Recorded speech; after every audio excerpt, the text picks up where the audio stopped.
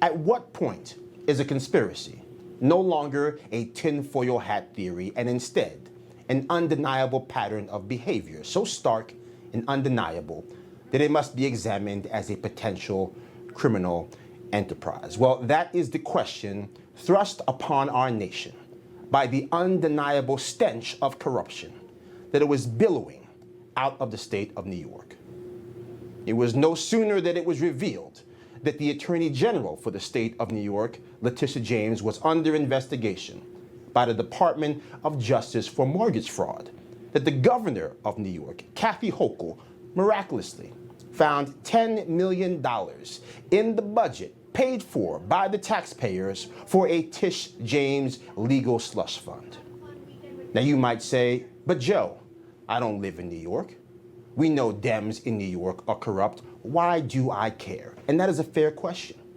And to understand this conundrum, we must take a little trip down memory lane, back to September of 2022, when Democrats in New York had a problem.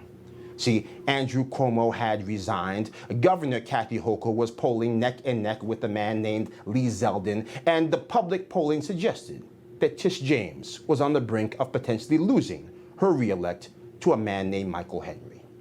And so out of the blue, 49 days before Election Day, 4 years after she made a campaign promise to get Trump, Tish James filed that now infamous civil fraud case against Donald J. Trump and practically every person she could find in the borough of Manhattan whose last name was also Trump. And to this day, nobody in the office of Tish James can point to the magical piece of evidence that gave them the confidence to bring a fraud case against Donald Trump using a legal theory that has never been used in the history of New York State. Now, maybe that's just run-of-the-mill political corruption, but then we witnessed a 327-day window, the likes of which we have never seen before, with the Manhattan DA indicting President Trump using a legal theory that had never been used in the history of New York State, and then down to Fulton County, Georgia, where Fani Willis tried to bring a racketeering case against a former United States president, alleging that 19 people that never met and never spoke engaged in a coordinated conspiracy to steal an election, all while nobody has done the in-depth investigation into the obvious question: did these legal actors engage in extra-legal means to try and swift-boat the 2024 election and undermine our beloved republic? And so, no, the truth is, I don't particularly care about the incest-adjacent alleged mortgage fraud by one Tish James who cannot differentiate her father from a husband.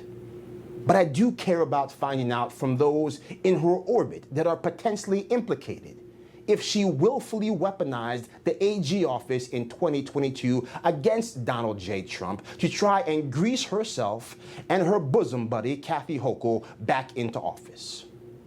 Is the $10 million slush fund just more hypocrisy and government waste, or is it a potential payoff in continuance of a potential ongoing crime? Their fates entwined, lest Tish James do to Kathy what she did to Andrew Cuomo, launch an investigation that ends her tenure as the governor of the state of New York.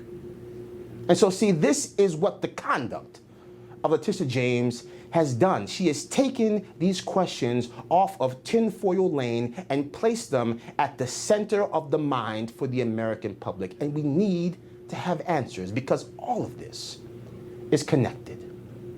This pursuit of Tish James is how we find out if the actions of Jack Smith and Fani Willis and Alvin Bragg were coordinated, as people behind the scenes cave under a mountain of mounting pressure.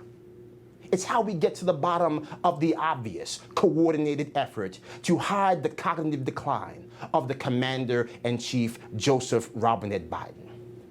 Because while the public actors are all now playing duck and cover, the private actors, the people behind the scenes that push the paper, file the briefs, they're still out there.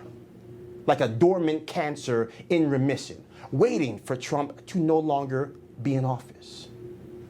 Never forget that Jack Smith's case against Donald Trump was dismissed without prejudice. Translation, it can come back like a zombie from a horrific horror film to haunt our days and destroy our faith in the rule of law once and for all.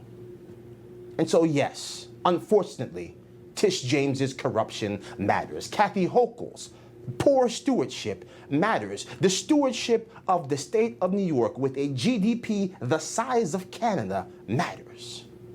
And so if we are going to truly put America first, we better get to the bottom of this before this dormant conspiracy, like a stubborn cancer, reemerges stronger, more resilient, and distant to destroy everything that we love.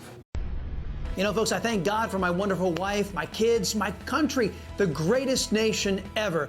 And Americans like you who believe in the truth, the Chris Salcedo Show will never stop fighting for you. The Chris Salcedo Show, for the news you need to know.